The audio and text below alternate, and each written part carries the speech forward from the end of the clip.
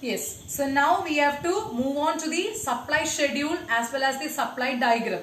So moving on to the supply schedule, that is a tabular representation of price of the product and quantity supplied of the product. Now come on, we'll go on to move on to the supply schedule. So this is supply schedule, and here I have given some combinations, that is 5 combinations, price and the quantity supplied of the product. So combination A means that is price is 1 and quantity supplied is 100. Combination B gives you price is 2, increased to 2, and quantity supplied also increased to 200 units. Combination C, price increased to 3 and quantity supplied increased to 300. Like that it is going on, and in the fifth combination you have price is 5 rupees and the quantity supplied is 500 units. So that means whenever the price is increasing, quantity supplied is also increasing. So there exists a positive relationship between price and quantity supplied of the product. Okay, so that is supply schedule. It is a diagrammatic representation of price and quantity supplied, or you can say the direct relationship between price and quantity supplied of the product. So that is the tabular representation. Now the same thing you can move on with the diagram also. That is it. See this thing, demand curve was like this, right? Because that was a inverse relationship diagram. But here you have to show a positive relationship diagram, which is an upward sloping curve from left to right. That is the supply curve. See here, this was the initial price P1, Q1. Now, if the price increases to P2, quantity demanded or quantity supplied also increases to Q2. If price falls to P3, quantity supplied also decreases to Q3. So that means it is showing a what you can say, that is showing a positive relationship between the price and quantity demanded of a quantity supplied of a commodity. So this is supply schedule, and this is the diagrammatic representation of supply schedule, that is supply curve, or you can say graphical representation of supply schedule. What is supply schedule? It is the tabular representation of price and the quantity supplied of a product. And here supply curve gives you the graphical representation or the diagrammatic representation of supply schedule. Okay, so this is supply curve, which is a positively sloped curve from left to right. That is upward sloping curve from left to right. So here it shows a positive relationship between supply and quantity supplied and price of a product. Okay, so I guess now it is clear for you.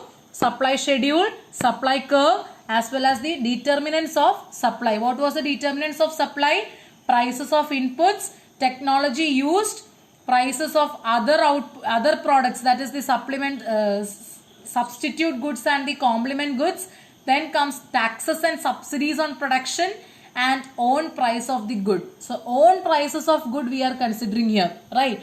Other things remaining constant. So you remember, chalo, like fast you can turn pages and see in the demand, law of demand. What was law of demand? What was law of demand? So law of demand was, keeping other things constant, there exists an inverse relationship between price and quantity demanded of a commodity. So other things constant was the determinants of the demand. Same way you have law of supply, keeping other things constant, there exists a positive relationship between or direct relationship between price and quantity supplied of a commodity. Understood? So you got the difference. Law of demand, inverse relationship. Law of supply, direct relationship or positive relationship. So that means law of demand states that keeping other things constant or ceteris paribus, there exists a positive relationship between price and quantity supplied of a commodity. So that is law of supply. And now you have to move on to the individual supply and market supply curve. Okay, so same way you can have individual means that is for a individual producer, and market supply curve means it is a summation of all individual supply, all individual producers. So individual supply curve will be little steeper and market supply curve will be little flatter. Okay, so that means we have to move on to that now. So now we'll move on to the diagrammatic representation of individual and market supply curve. See, as I told you, this is little steeper supply curve, that is for one individual producer. Now you will add on to all the individual producers and you will arrive at a market supply curve which will be little flatter. So in the same case we have learned about demand also. See, this was individual demand curve and here it was market demand curve. So that is the summation of all individual demand curves. Same way here also summation of all individual supply curves. Here it is one individual producer who is facing the supply curve. So this is individual and market supply curve. And now I hope it is clear. So in this video we have discussed about supply schedule, supply curve and individual market supply curve as well as law of supply. Now we have to move on to the movement along a supply curve and change in supply as we have learned in demand. So whatever we have learned for demand, we have to learn for supply also. That we will look on in the next video.